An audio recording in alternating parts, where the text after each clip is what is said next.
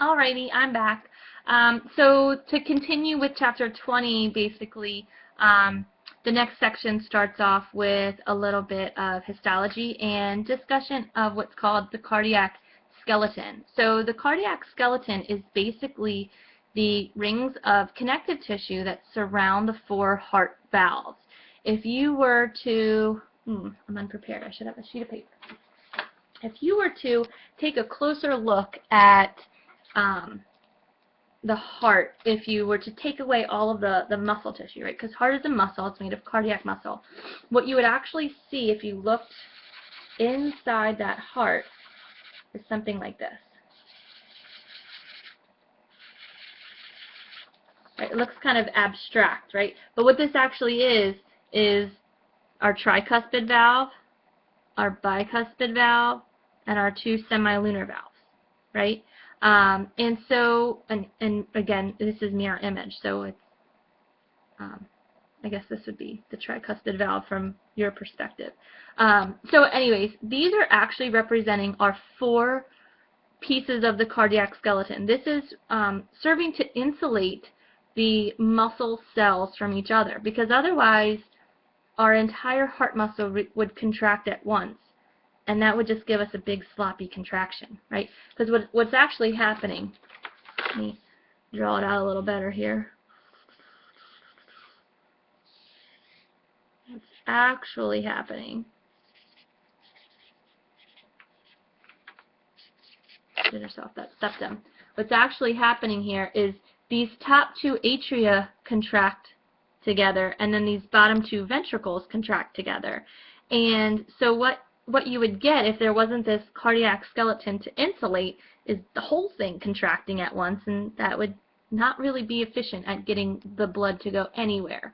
So what actually ends up happening, and this is what's called the cardiac cycle. I'm kind of getting ahead of where we are in the book, but it paints a little picture in your head for you.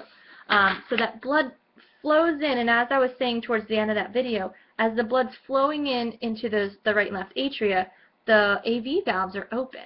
So that blood flows in and it goes down into those ventricles. I use my hands a lot. Goes into those ventricles.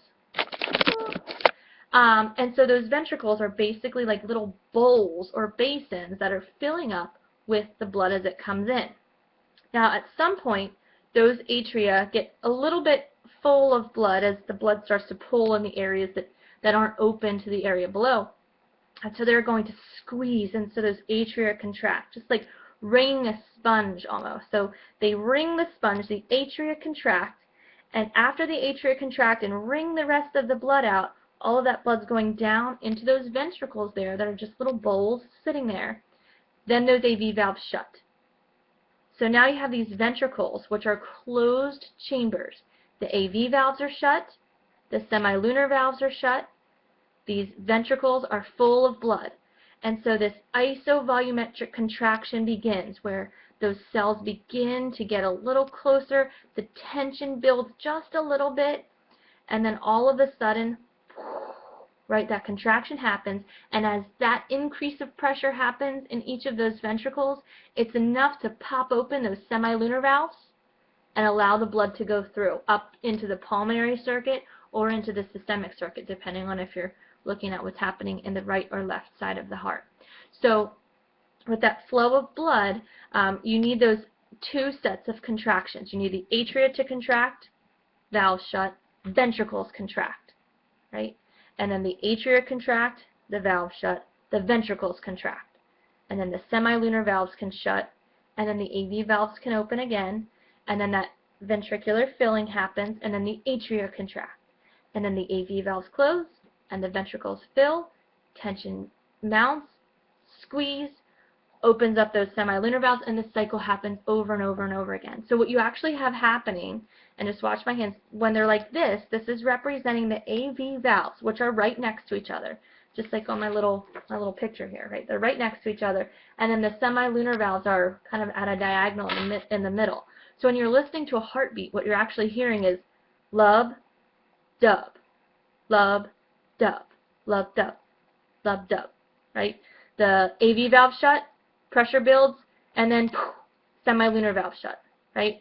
So that's that's what you're hearing when you hear an actual heartbeat. You're hearing this AV valve shut, pressure's building, that ventricle contracts, that those semilunar valves open, and then boom, they shut. That's the dub sound, that you hear the second sound of the heartbeat.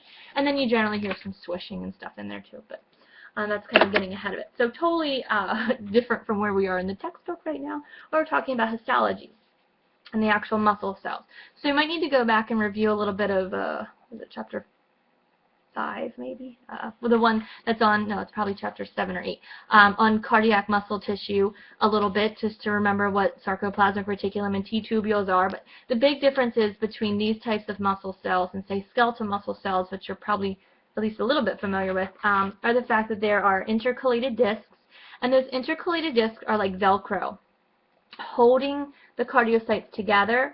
So I almost imagine the cardiocytes like holding hands, like all of the ones of the atria. They're holding hands, those little intercalated discs, and they're basically saying, 1, 2, 3, let's contract, right? And then all the ventricles cells go, okay, 1, 2, 3, let's contract. Because they're isolated by the cardiac skeleton, so they all can't contract at the same time. And so those intercalated discs serve to help for a quicker depolarization of the adjacent cells, basically. They're also branched, so they can cover a larger amount of space, and because they're branched, it's going to allow them to kind of connect with all of the other cells that are in the general area to allow them a better, more smooth type of contraction. So there's a nice little flow chart there that's on page 676, which is kind of like what I was saying with the little post-it notes earlier, sticking all those words on a post-it note and seeing if you can arrange them. I would do that with all of those words there and see if you can mix them up and put them in order of how they should be. And then you also have the picture there with the actual arrows, so you can trace it and say it and trace it and say it and trace it and say it over and over and over again. Very, very good study tool. So then we move into the actual conducting system of the heart on page 678. There's a nice little diagram there. The conducting system of the heart, this is your pacemaker. This is how everything knows when and how to contract. It's all initiated and regulated by the medulla oblongata, if you remember from last semester.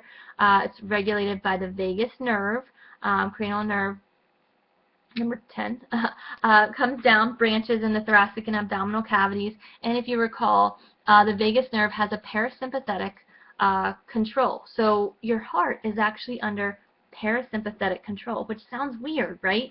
When we think of sympathetic and parasympathetic input, we think of racing heart rate with sympathetic, and we think of increased respiration, all of those things. Well, our heart has a natural pace rhythm at around 100 beats per minute.